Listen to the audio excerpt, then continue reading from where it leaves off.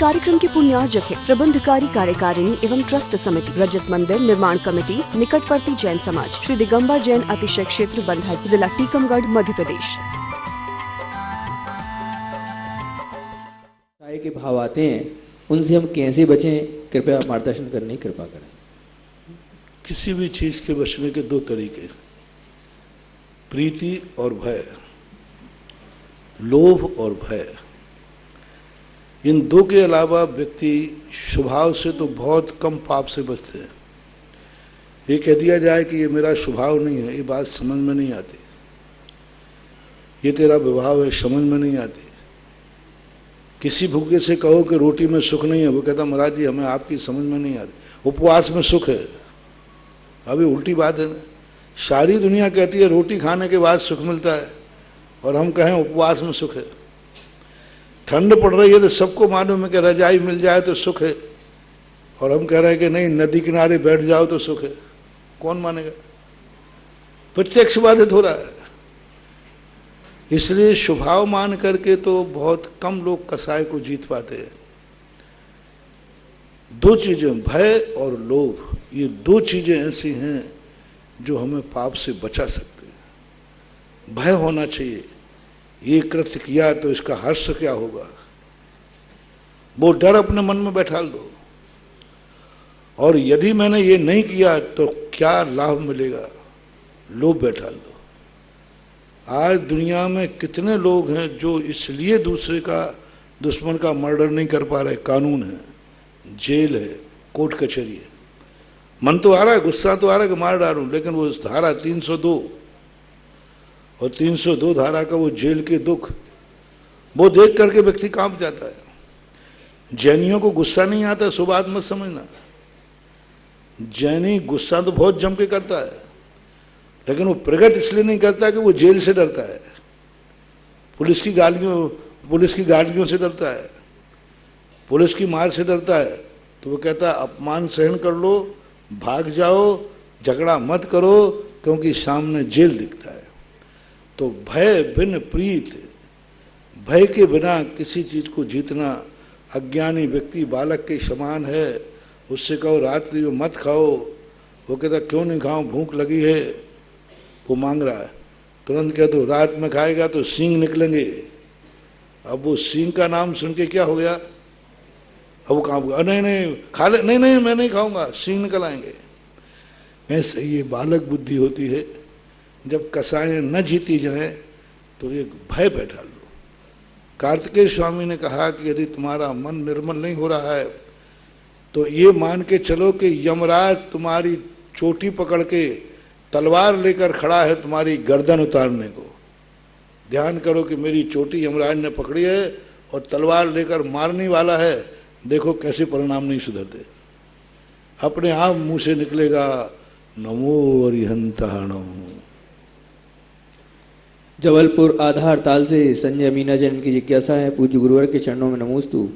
महाराज श्री, यदि भवमात्र ही अवधि ज्ञान का कारण है तो देवों और नारियों में उत्पन्न होने के प्रथम समय में ही अवधि ज्ञान क्यों नहीं उत्पन्न होता, कृपया समाधान करने के लिए। भाव प्रत्यय के एक नियम होता है, पर्याप्तक होने के अंतर में। जब अवधि ज्ञान का शरीर होगा तभी तो अवधि ज्ञान लगाओगे, मन होगा तभी तो लगाओगे।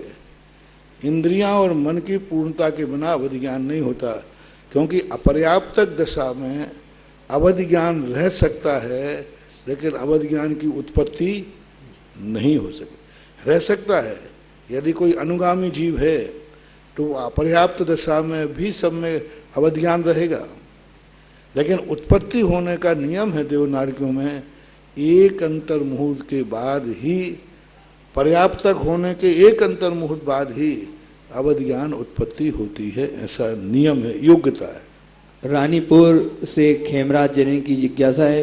महाराज जी ये पूछ रहे हैं कि महाराज जी उपसर्ग कितने होते हैं, कृपया बताने की कृपा करें। उपसर्ग तो कितने होते हैं? 4 प्रकार के होते हैं, प्रकृति, देवकृत, मनुष्यकृत और मनुष्यकृत। ये 4 प्रकार के उपसर्गों का वर्णन है। अमर पाटन से राजीव जैन की जिज्ञासा है। पूज्य मेरे आराध्य गुरुदेव के चरणों में कोटि कोटि नमन। महाराज श्री, सम्मूर्छन जीव नपुंसक होते हैं, एवं मनुष्य सम्मूर्छन भी नपुंसक होते हैं। इन्हें सम्मूर्छन मनुष्य की संज्ञा क्यों दी जाती है? कृपया समाधान करने की कृपा करें। सम्मूर्छन का अर्थ है कि ये गर्भ के बिना जन्म लेते हैं, पहली बात। दूसरी बात है कि ये जो सम्मूर्छन, इनकी उम्र जो है 2 मिनट की होती है। ये अपर्याप्तक होते हैं। जितने अपर्याप्तक होते हैं वे सभी सम्मूर्छन होते हैं। अपर्याप्तक जीव, अपर्याप्त दशा अलग चीज है और अपर्याप्तक अलग चीज है। तो यूँ कहना चाहिए उनका नियोग है, जो सम्मूर्छन होंगे वे नपुंसक ही होंगे। अमर पाटन से ही एक जिज्ञासा और है। पूज्य गुरुदेव के चरणों में कोटि कोटि नमन। महाराज श्री, एक साथ एक जीव के 4 शरीर होते हैं। किसी रिद्धिधारी साधु के एक साथ 5 शरीर का सद्भाव मानने में क्या हानि है? कृपया समाधान करने के लिए। एक साथ कितने शरीर? 5 शरीर। तो कोई रिद्धिधारी साधु के 5 शरीर मान सकते हैं क्या? नहीं मान सकते। कैसे माने? कार्मण शरीर, तेजस शरीर, औदारिक शरीर, और कभी हो जाए तो आहारक शरीर, 4 से। विक्रिया शरीर को उसको शरीर नहीं माना। कारण क्या है कि शरीर वही पृथक माना जाए जो पर्याप्ति पूर्वक होता है, जिसका निर्माण होता है। कार्बन और तेजस शरीर तो कर्म रूप हैं, इसलिए उनको शरीर तो माना लेकिन योग नहीं माना। अब रहे बात 3 शरीर बचे, तो 3 शरीरों में जो पर्याप्ति पूर्वक निर्मित होता है वही पृथक शरीर गिना जाता है, जैसे आहारक। लेकिन जो देवता, जो मनुष्य भी क्रिया करता है, उस समय उनके औदारिक शरीर नाम कर्म का ही उदय है। औदारिक शरीर नाम, उसकी औदारिक शरीर की विशेषता है, क्योंकि स्पष्ट शास्त्र कर्म सिद्धांत कहता है औदारिक और वैक्रियक शरीर नाम कर्म के उदय का विरोध है। यानी दोनों शरीर एक भव में एक जीव के कदापि नहीं हो सकते।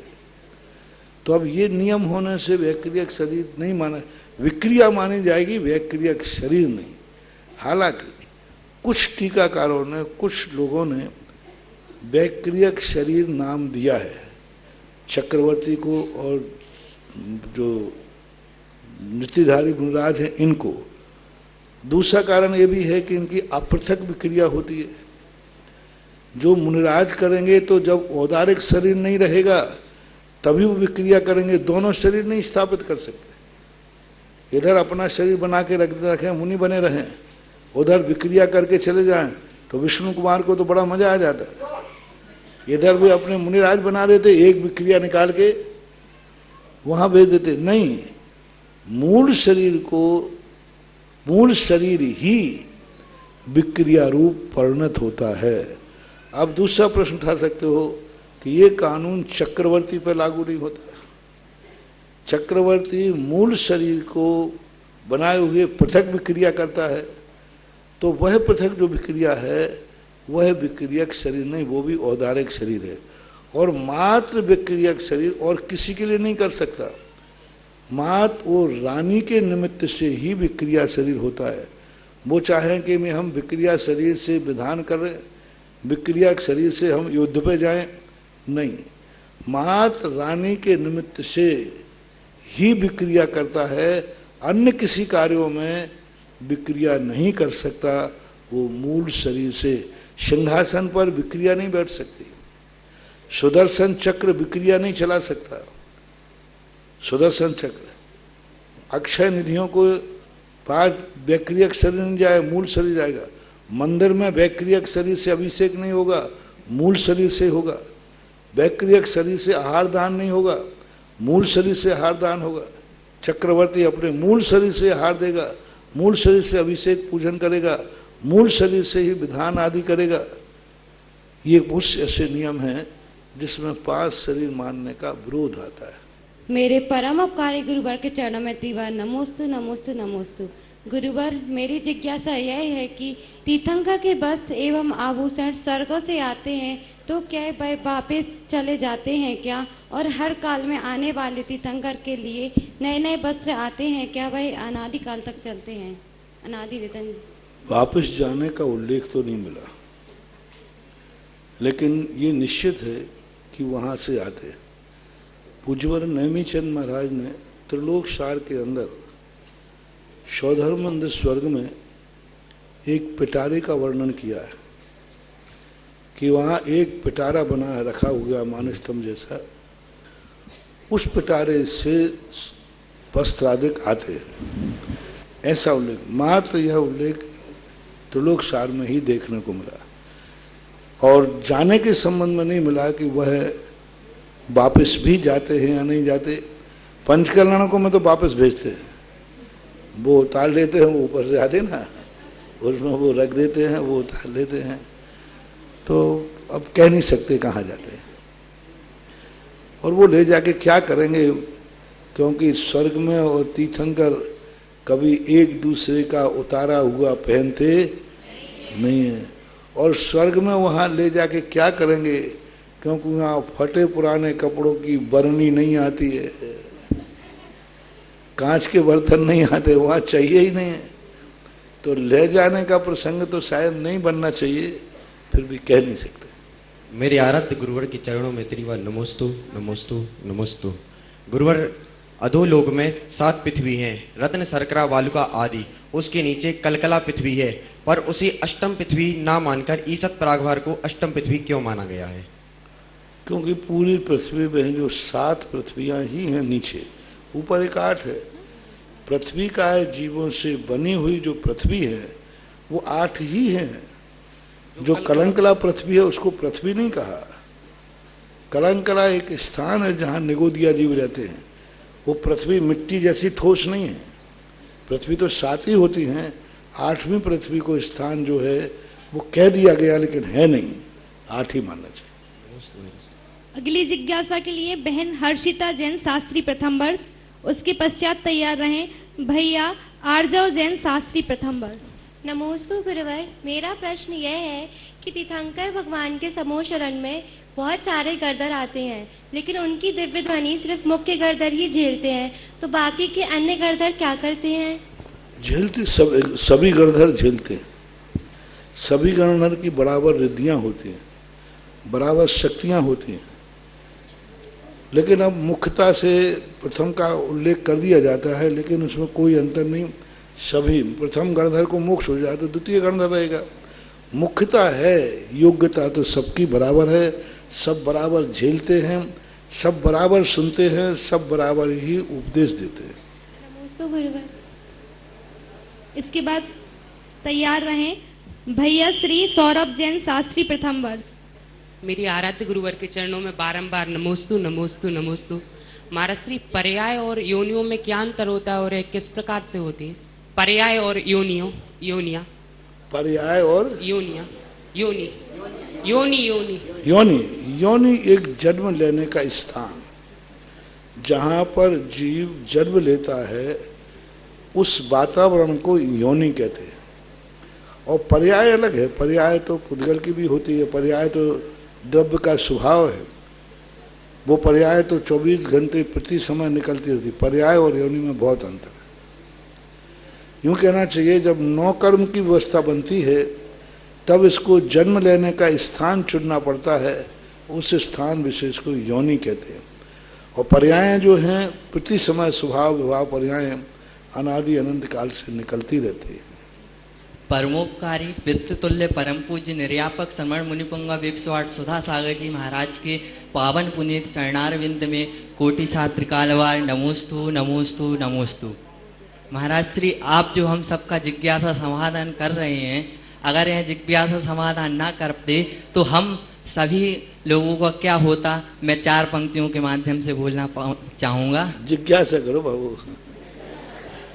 मेरी जिज्ञासा ये है कि संसारी जीवों की जो 4 संज्ञाएं होती हैं, 4 ही पंक्तियां बोलना, बस 4 ही बोल दो। भटकते रहते हम संसार में, भटकते रहते हम संसार में, जो भटकते रह। देखो, तुमने एक पंक्ति 3 बार बोल दी, 3 पंक्ति हो गई।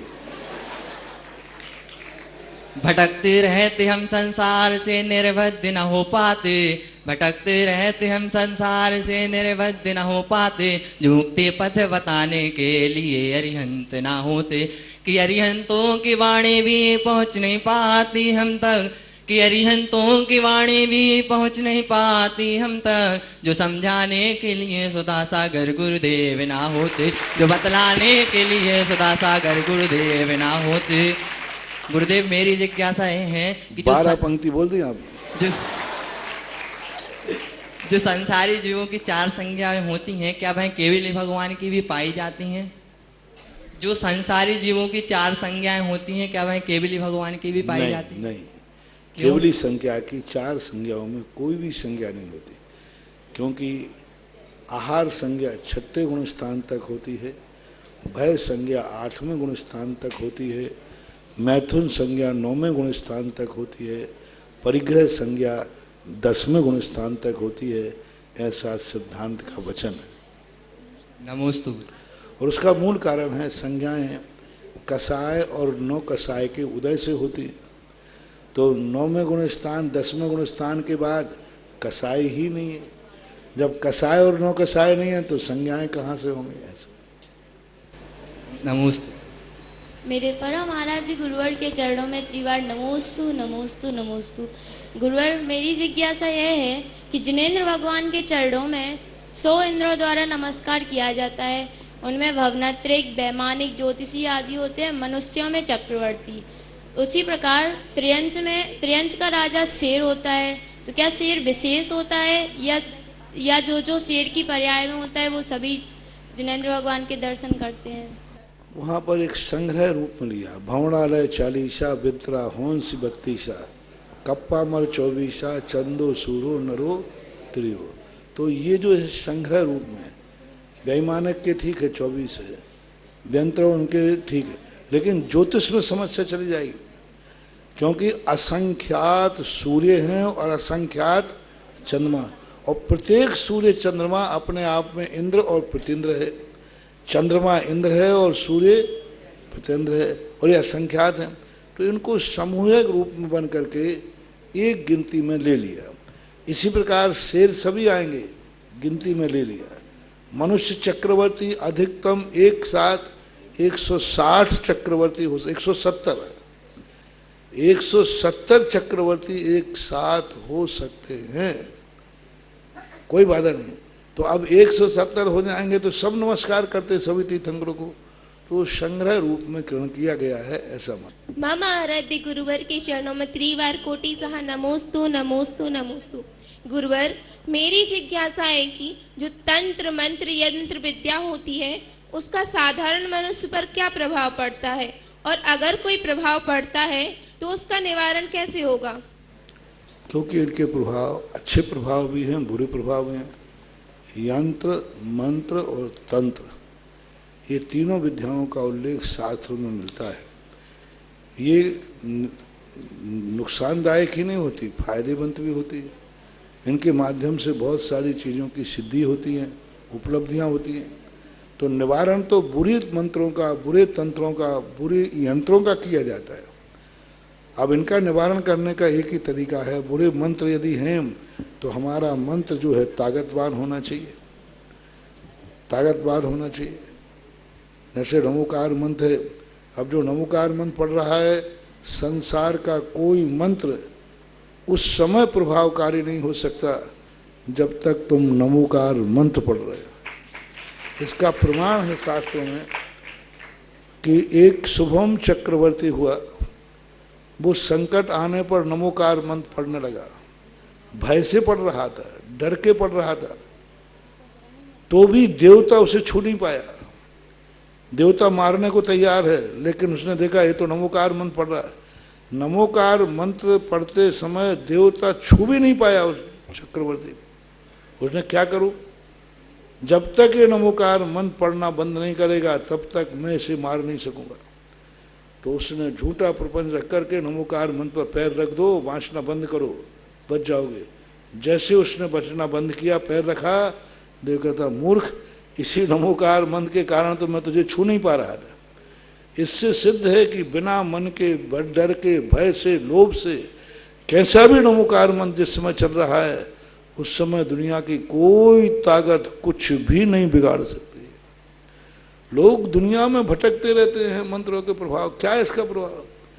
लोग कहते हैं कि हमारे लिए मंगल की दशा चल रही है, मंगल की दशा चल रही, महाराज क्या करें? तो वो कोई कहता है मूंगा पहनो, अब लाखों रुपया खर्च करो, मूंगा पहनो। कोई कहता है माणिक पहनो। कुछ मत पहनो, नमो सिद्धाणम कहो, सारे मंगल मंगल सब। मंगल और सूर्य की महादशा नमो सिद्धाणम से दूर हो जाए। दूसरा है महाराज हमारे ऊपर शुक्र की महादशा चल रही है, कुछ नहीं करना। अब शुक्र की महादशा करे तो कहते डायमंड पहनो, अब हीरा कितने महंगे है, तो बजाय गरीब कुछ नहीं करना है। जिसकी शुक्र की महादशा चल रही हो, नमो अरिहंताणम, बस नमो अरिहंताणम का अरहंत भगवान का जाप करो, ध्यान करो। कौन से भी दशा होगी वो अपने आप धीरे से समाप्त हो जाएगी, जाएगी तो नहीं, नुकसान नहीं। अब तुम्हारे लिए आई कौन सी? गुरु की महादशा। अब गुरु की महादशा चल रही हो तो कुछ नहीं, नमो आयर्याणम, सबसे बड़ा गुरु है आचार्य विद्यासागर। कहाँ भटक रहे हो दुनिया के? गुरु महादशा का, कैसे भी गुरु महादशा हो, एक कुंडली में आते तुम्हारे गुरु की महादशा चल रही, गुरु अभी बकरी है, अरे नमो आयर्याणम बोलो, सब काम सही हो जाएगा। अब बुद्ध की महादशा चल रही तो क्या करें? बुद्ध की महादशा रही, शुक्र पे दो आते हैं, शुक्र और चंद्र, जो बोला था दूसरे नंबर अरहंत का। नवो अरहंत पर कौन सा आएगा? शुक्र और चंद्र। अब बुद्ध का आ गया, बुद्धि है ना, उपाध्याय, उपाध्याय का चल रहा है। तो अब बोल रहे बुद्ध की महादशा चल रही साहब, कुछ नहीं, नमो वज्जायाणम, नमो वज्जायाणम, बस पढ़ो, उनका ध्यान करो। अब आ गया सबसे बड़ा शनि देवता, साढ़े साती अड़ैया। अब लाओ नीलम, और नीलम सबसे महंगा होता है, एक खूनी नीलम आता है। और नीलम इतना साइड इफेक्ट है, यदि नीलम एक रात में न्यारे बारे कर देता है। नीलम यदि अनुकूल बन जाए तो फकीर को राजा बना दे, और नीलम यदि खतरनाक हो जाए तो राजा को भी। काय को इस चक्कर में पड़ता है साइड इफेक्ट में? नमो लोहे साहुषम विदाउट साइड इफेक्ट, ना कोई पैसा लगना, ना धेला लगना, ना कोई साइड इफेक्ट है, बस नमो लोहे शब्द श्रावणम, नमो लोहे शब्द श्रावणम पढ़ा रहना तो साढ़े साथी को। शनि की महादशा, शनि का साढ़े साथी का सबसे बड़ा अंकुश है, सबसे बड़ी शक्ति है नमो लोहे शब्द श्रावणम। क्योंकि साधु का परमेष्टि का शनि दशा का मूल रूप का सबसे बड़ा साधक है।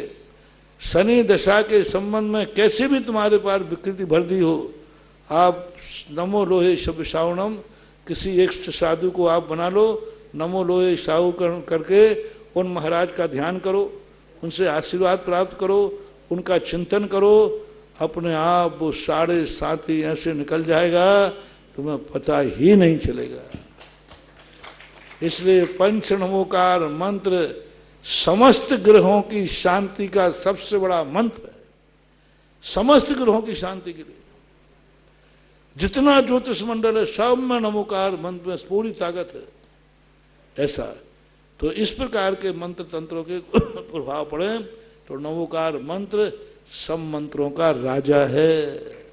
तंत्र विद्या जो होती है उस समय भी तंत्र के माध्यम से नमोकार मंत्र के सामने तांत्रिक टिक नहीं सकता, तांत्रिक की कोई शक्ति काम नहीं करेगी।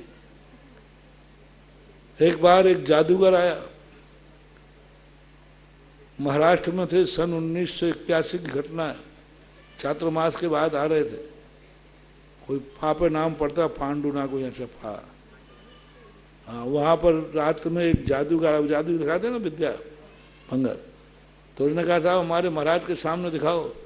तो उसने कहा नहीं, महाराज के सामने नहीं दिखा सकता हूँ, जिस दिन मैंने महाराज के सामने दिखा दी उसी दिन हमारी विद्या खत्म हो जाएगी। बोले इनके सामने मैं ये बंगाली जादू जालिया मंत्र नहीं चलेगा, हमारे ऊपर अटैक हो जाएगा। उसने नहीं दिखाया।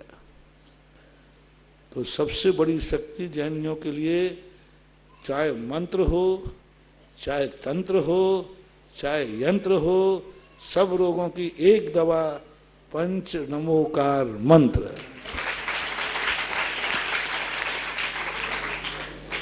योग श्रेष्ठ मुनिपुंग सुधा सागर जी महाराज के चरणों में बारंबार प्रणाम।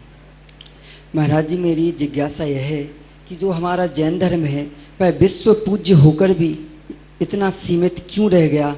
और महाराज जी, जब आप हमारे आदर्श हैं, आप हमारे पूज्य हैं, लेकिन कुछ जो मुनि विरोधी तत्व हैं वह मुनियों की निंदा करते हैं, तो महाराज जी हम ऐसा क्या करें कि जल्द से जल्द ही इस मुनि विरोधी परंपरा को उखाड़ कर फेंक दें? कृपया समाधान करें। पहला मूल कारण है, दो कारण हैं अच्छाई को सीमित होने का। पहला है अच्छाई और जैन धर्म आचार प्रधान है, विचारों का पुलंदा नहीं है जैन धर्म, विचारों के साथ आचार की किताब है जैन धर्म। आचार के साथ विचार, सारे दर्शनकारों ने विचारों पर जोर दिया, जैन दर्शन आचार प्रधान धर्म है। और जैन धर्म की जो आचार संहिता है वो इतनी सुदृढ़ है कि इतनी आचार संहिता का कड़ा अनुशासन कोई सहन नहीं कर पाया। आज तक विश्व में कोई वो संप्रदाय अपना स्थान नहीं बना पाया जिस संप्रदाय ने मांसाहार और शराब की छूट न दी हो। जितने विश्वव्यापी संप्रदाय बने, हर संप्रदाय में मांस और शराब का पाबंदी नहीं है। ऐसा कौन सा संप्रदाय कोई एकाध उपसंप्रदाय को छोड़ देना, प्राय 90% संप्रदाय में कौन सा है जिनके मानने वाले लोग खुला मांसाहार नहीं करते हो? खुला मांसाहार कोई संप्रदाय बताओ जो मूल संप्रदाय है जिनमें मांसाहार की छूट ना हो। सब ने मांसाहार की छूट है, सब मांसाहार करते हैं, उनमें कुछ करते हैं कुछ नहीं करते, लेकिन धर्म की तरफ से छूट नहीं है। मांसाहार करने वाले को बराबर भगवान के दर्शन करने की छूट है, अभिषेक करने की छूट है, पूजा करने की छूट है, सब में छूट है। अब अपन वाजपेयी जी को क्या मानते हैं? अटल बिहारी वाजपेयी जी ब्राह्मण माने जाते हैं, और वाजपेयी जी मांसाहारी थे कि शाकाहारी? शुद्ध मांसाहारी थे। अब बोलो छूट है, और सब खूब मंदिरों में अभिषेक पूजन सब करते हैं। तो मांसाहार और शराब की छूट जहां दे दी जाती है वहां हर संप्रदाय, हर मत फैल जाता है। जैन दर्शन ने, महावीर ने कहा हम मिट सकते हैं लेकिन हम किसी प्रकार की छूट नहीं दे सकते। एक कारण है। विचारों की दृष्टि तो जैन दर्शन प्रशंसनीय है, हर व्यक्ति प्रशंसा करता है, लेकिन जब आचार की बात आती है तो उसको दिन में तारे दिख जाते हैं। दूसरा, मुनि निंदकों के लिए दो ही तरीके हैं। पहला कि अपनी आचार संहिता, अपने गुरुजन साधुजन इतना शुद्ध आचरण करें कि उनको दोष निकालने की गुंजाइश ही न मिले। विरोधियों को सबसे बड़ा मौका दिया है शीतलाचार्य मुनि ने। सोनगढ़ का पनपने का मूल कारण है श्रमण समाज में शीतलाचार। यदि शीतलाचार नहीं होता तो सोनगढ़ नहीं होता। जहां जहां अच्छे साधु, देखो इतना मुनियों के प्रति, जब आचार्य महाराज ने शीतलाचार से ऊपर उठकर अपनी आचार संहिता दिखाई, आज 90% मुनि विरोधी आज मुनि भक्त बन चुके। 90% कह रहा हूं, 90%, क्योंकि आचार्य से ने जो आचार संहिता बताई उनको दोष निकालने की गुंजाइश नहीं।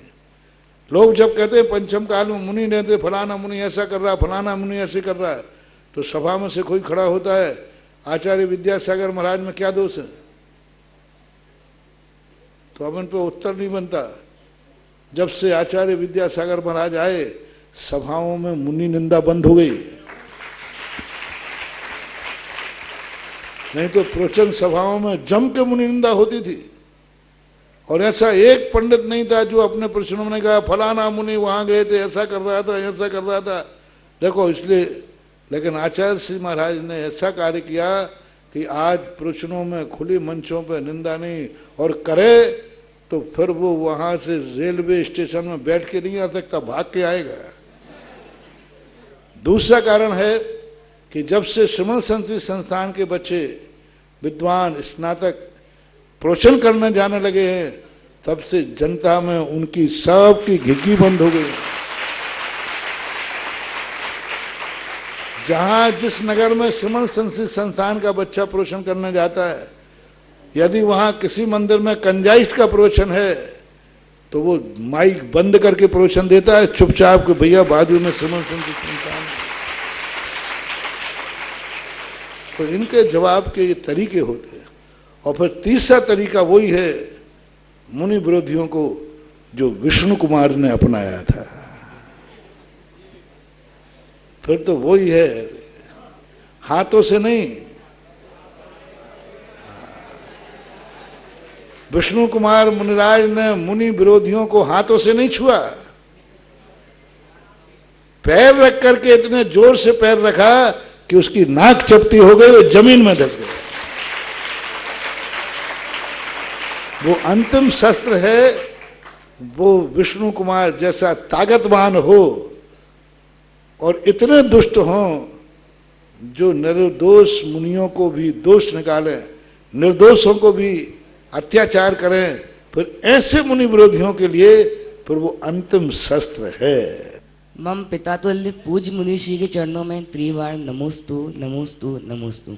महाराज जी, श्री सरवार सिद्धि जी ग्रंथ के अंतर्गत सम्यक दर्शन के अंतर्गत एक वाक्य आया है, संज्ञिनः त्रितमे अस्ति, अर्थात जो संगी जीव रहते हैं उनके तीनों सम्यक दर्शन पाए जाते हैं, छायक सम्यक दर्शन, औपसमिक सम्यक दर्शन और छाया सम्यक दर्शन।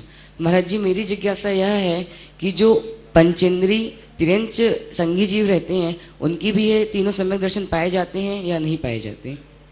कैसे समझ नहीं पाए? संज्ञिनः त्रितयम अस्ति, अर्थात संगी जीव के तीनों सम्यक दर्शन पाए जाते हैं, छायोपसमिक सम्यक दर्शन, औपसमिक सम्यक दर्शन और छायोपसमिक सम्यक दर्शन। तो महाराज जी, मेरी जिज्ञासा यह है कि जो संगी तिरंच पंचेंद्रीय जीव रहते हैं उनके तीनों पाए जाते हैं या नहीं पाए जाते? मेरी बात यहाँ दो विचार करना, ये संगी मारना की अपेक्षा है, सामान्य कथन है। लेकिन अब यहाँ पर तीनों सम्यक दर्शन जो हैं किसी अपेक्षा से पाए जाते हैं। तीनों सम्यक दर्शन उत्पत्ति की अपेक्षा तो मनुष्य में ही पाए जाते हैं। वैद्यायस के यदि है तो कल भी प्रश्न आया था कि चारों गतियों, त्रियंचों में भी, मनुष्यों में भी, नारकियों, देवों में, सभी में छायक सम्यक दर्शन पाया जाता है, सम्यक दृष्टि पाए जाते हैं। लेकिन कुछ अपवाद विशेषता है जो कल बताई थी। नमोस्तु महाराज जी। विद्वान पक्ष से भैया अभिषेक जैन शास्त्री द्वितीय वर्ष, उसके बाद तैयार परमोपकारी गुरुदेव के चरणों में त्रिवार नमोस्तु नमोस्तु नमोस्तु। महाराज श्री, हमारा प्रश्न है कि आचार्य भगवंत कुंद स्वामी का विदेह गमन कहाँ से हुआ, और विदेह गमन हुआ तो विदेह क्षेत्र में हमेशा चतुर्थ काल ही रहता है, तो चतुर्थ काल से वो वहां से भी मुक्ति प्राप्त कर सकते थे, फिर वो वापस भरत क्षेत्र क्यों आए?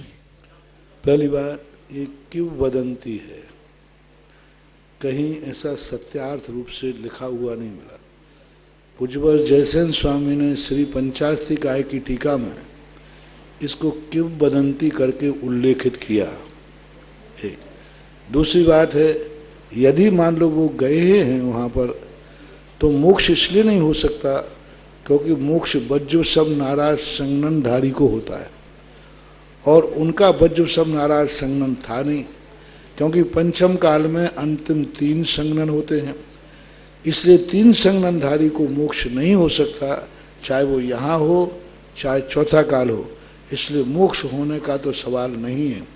अब जाने नहीं जाने के संबंध में कुछ निर्णय रूप स्थिति नहीं है, क्योंकि कुंदकुंद स्वामी जैसे महान आचार्य विदेह क्षेत्र गए थे तो वे शास्त्रों में लिख देते कि मैंने साक्षात श्रीमंदर स्वामी की वाणी सुनकर के ये ग्रंथ लिख रहा हूँ, तो कितनी प्रमाणिकता बताती, कितनी प्रमाणिक है ना। फिर तो संदेह की कोई गुंजाइश ही जब बार बार ये कहते जिनेन्द्र देव ने ऐसा कहा है, बार बार कम से कम अपने ग्रंथ में 10-20 बार तो नाम आते ही है, जिनेन्द्र भगवान ने ऐसा कहा है, एक स्थान पर ऐसे कह देते सीमंदर भगवान ने ऐसा कहा है।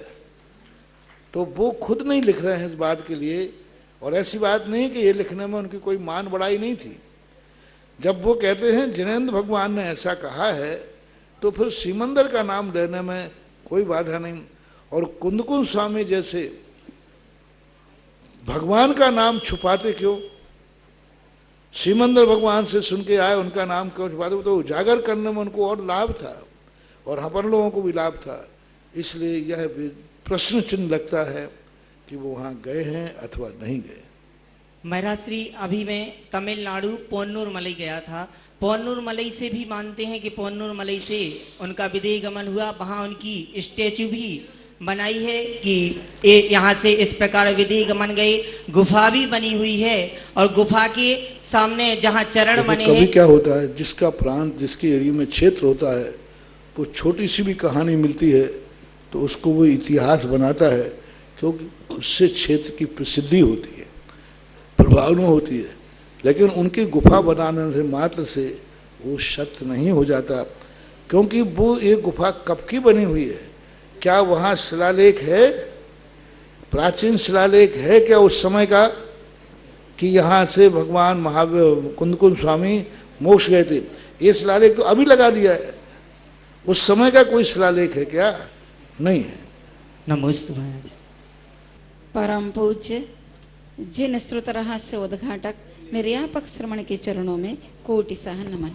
मुनिश्री, अभी आपके श्री मुख से नमोकार मंत्र की महिमा सुनी तो एक जिज्ञासा उत्पन्न हुई कि जिस नमोकार महामंत्र ने, क्योंकि मूल मंत्र है तो 84 लाख मंत्रों का जनक है।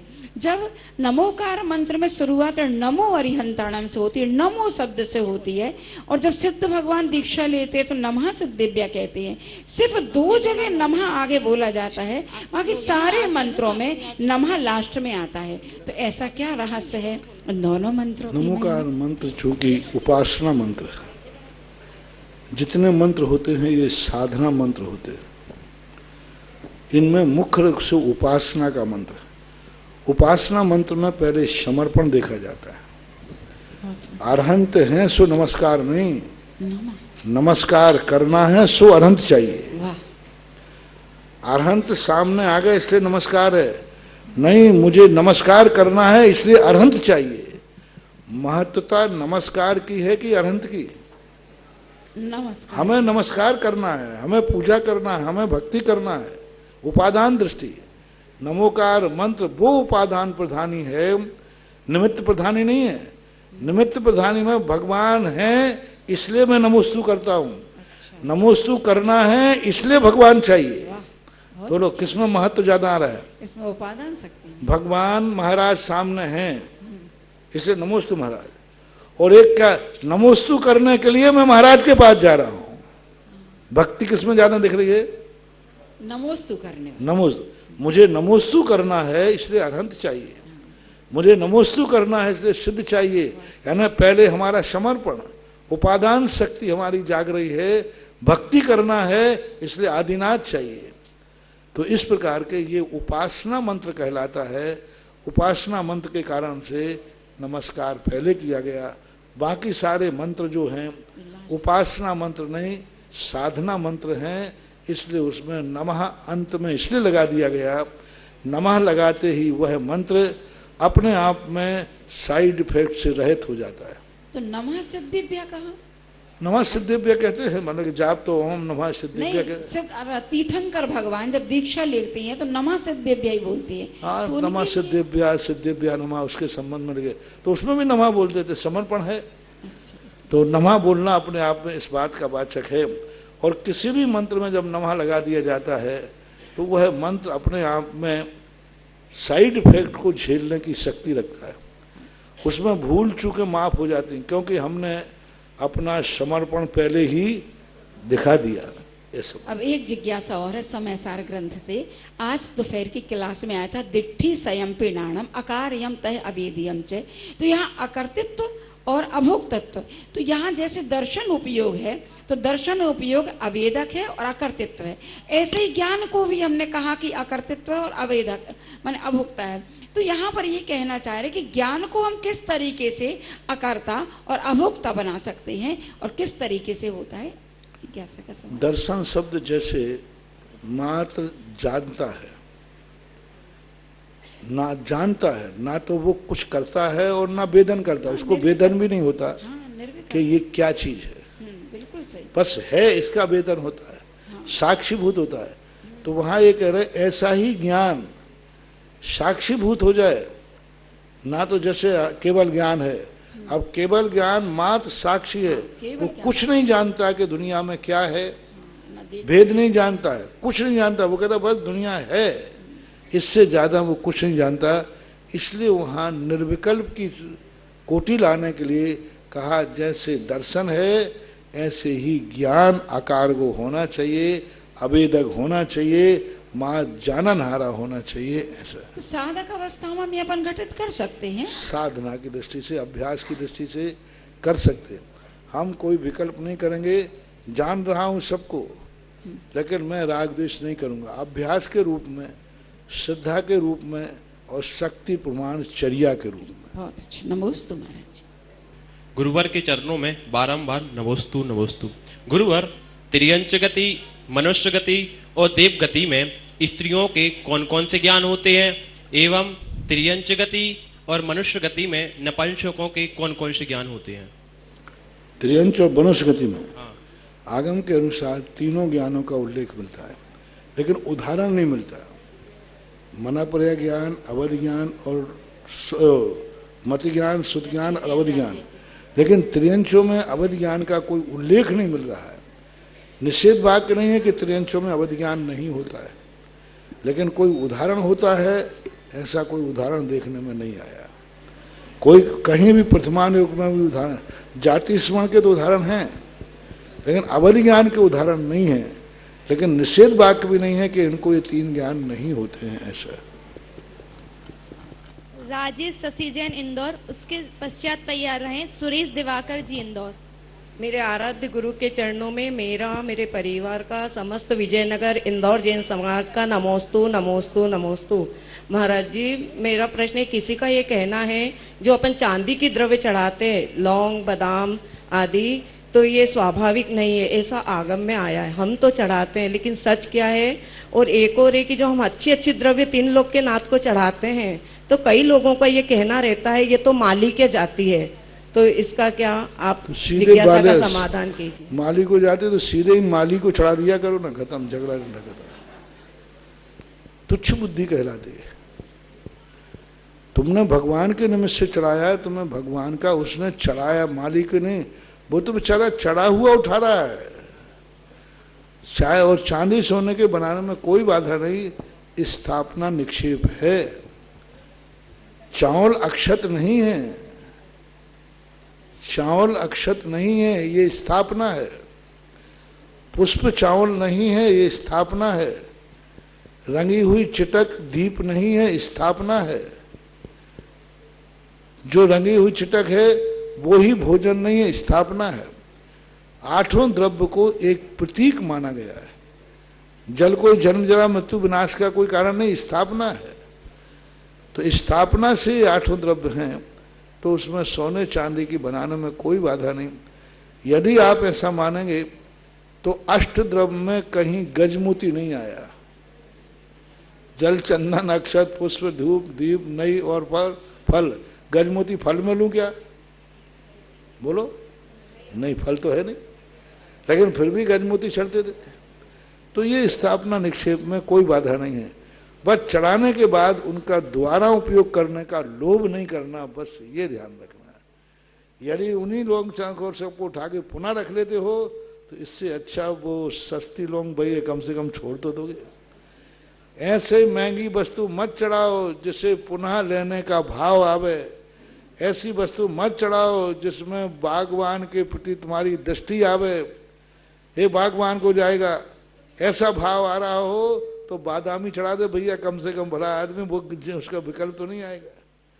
नहीं, चढ़ाने का अर्थ है चढ़ा दिया, छोड़ दिया। दिवाकर परिवार इंदौर की ओर से त्रिवार नमोस्तु नमोस्तु।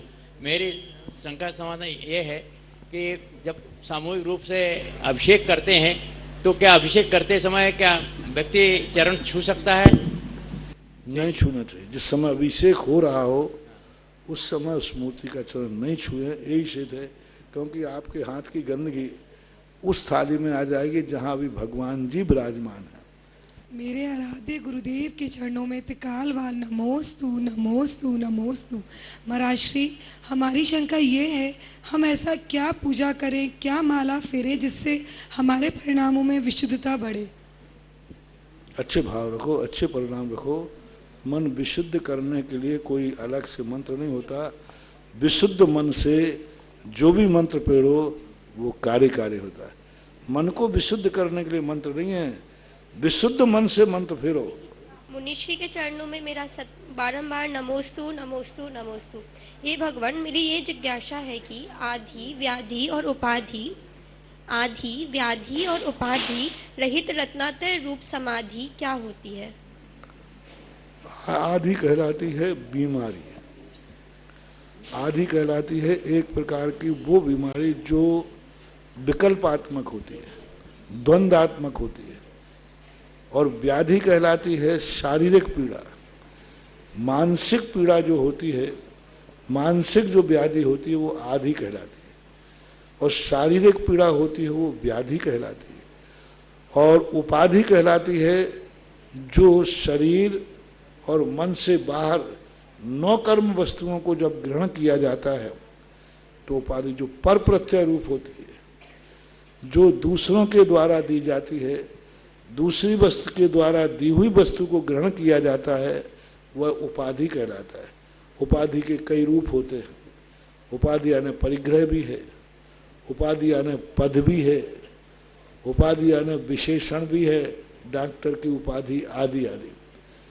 और समाधि का अर्थ है आदि व्याधि और उपाधि का विसर्जन करना समाधि कहलाती है। हम अपने ऊपर आए हुए कष्ट और दुखों को और क्रोध को कैसे सहन करें? मुनि जी, मेरी जिज्ञासा समाधान कीजिएगा। नमोस्तु महाराज जी। सहन करना चाहिए, अपने विपाक विषय कर्म धर्म ध्यान का चिंतन करना चाहिए। जो हमने पूर्व में कर्म किए हैं उस कर्म का फल हमें भोगना पड़ेगा, ये प्रकृति का सिद्धांत है। तो क्षमता पूर्वक भोग लेना ही समझदारी है। नमोस्तु महाराज जी। महाराज जी नमोस्तु नमोस्तु नमोस्तु। श्री जी के दर्शन करते समय पुरुषों को दाहिनी तरफ से और महिलाओं को बाएं तरफ से दर्शन क्यों करना चाहिए महाराज जी? अब ये कोई ऐसा धर्म शास्त्र में लिखा नहीं, लोक व्यवहार में ऐसा आता है। एक कुंद श्राप का चार करके है जो लगभग 150-200 वर्ष पुराना है। उनमें इस प्रकार की कुछ बातों का वर्णन है, लेकिन वो जैन आगम और जैन मूल परंपरा से नहीं है। लोग व्यवहार में ऐसा कहते हैं, नीति है ये कि अपने से जो बड़े हैं उनको बायां करके चलना चाहिए। जो अपने से रक्षक हैं, शक्तिमान हैं, जिनकी हम छत्र छाया है, उनको हमेशा बायां करके चलना चाहिए।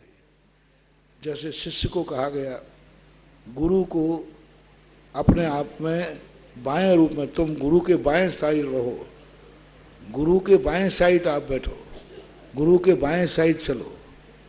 ये इसी प्रकार आपके यहाँ विवाह में भी ऐसा कुछ आता है।